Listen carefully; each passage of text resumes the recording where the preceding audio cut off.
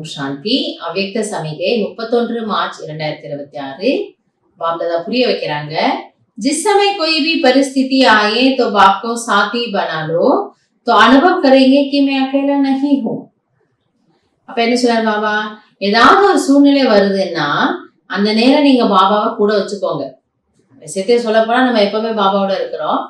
But முக்கியமா எதுக்காக சொல்றாரு, பாபா கூட வச்சுக்கோங்க. அப்ப உங்களுக்கு இந்த ஒரு சங்கல்ப் வராது, ஐயோ எனக்கு ஹெல்ப் பண்ண யார் இருக்காங்கன்னு தெரியல, நான் தனியா இருக்கேன், ஒருத்தரும் இல்லையே அப்படி நினைக்காதீங்க. ஆனா யார் இருக்கிறது, 1000 கைகளோடு கூடிய பாப் தாதா உங்களோடவே நான் இருக்கிறேன், சாத்தி துணையா இருக்கிறேன். அப்ப நீங்களும் எப்படி இருக்கலாம், கவலையே இல்லாம இருக்கலாம். மேரே சாத் விசேஷ் சக்தி ஹை. சோ நீங்க இப்படி புரிஞ்சுக்கோங்க, என்னோட அந்த பரம் சக்தி சிவபாபா பாப் தாதாவே என்னோட இருக்காங்க. जहां बाप है वहां चाहे कितने भी तूफान हो वो तूफान बन जाएंगे.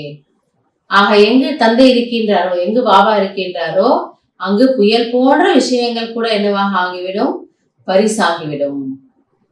அதனால பாபா என்ன சொல்றாரு, உங்களுக்கு பாபா மேல அவர் கூட தான் இருக்கிறாருங்கிறதுல நிச்சயம் வேணும். निश्चय बुद्धि विजयंती इस टाइटल की स्मृति से विजयी बनो और विजयी वर्ष मनावो. சோ இந்த வருஷத்தினுடைய பாபா நமக்கு கொடுத்திருக்கக்கூடிய டைட்டில், நமக்கு என்ன ஒரு பட்டம், ஒரு சமானம் கொடுத்திருக்கிறாரா, நிச்சய புத்தியுடைய கவலையற்ற மகாராஜா. எனவே இதை நீங்க ஸ்வீகார் பண்ணிக்கோங்க. நிச்சய புத்தியுடைய வெற்றி நிறைந்த ஆத்மா நான் அப்படிங்கிறதுல உங்களுக்கு ஒரு ஆழமான நம்பிக்கை இருக்கணும். அதை நீங்க உண்மையிலேயே உணரணும், ஃபீல் பண்ணணும். அப்படி இருந்தீங்கன்னா வரக்கூடிய சூழ்நிலைகள் கூட என்ன ஆயிடுமா, தானாகவே சரியாயிடுது.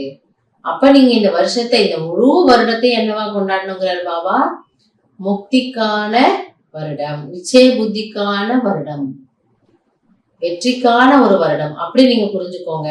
அப்ப என்ன நினைக்கணும் நம்ம, சரி நான் தனியா இல்ல, ஆனா சதா சர்வ காலம் என்னோடு பாப் தாதா இருக்கிறாங்க.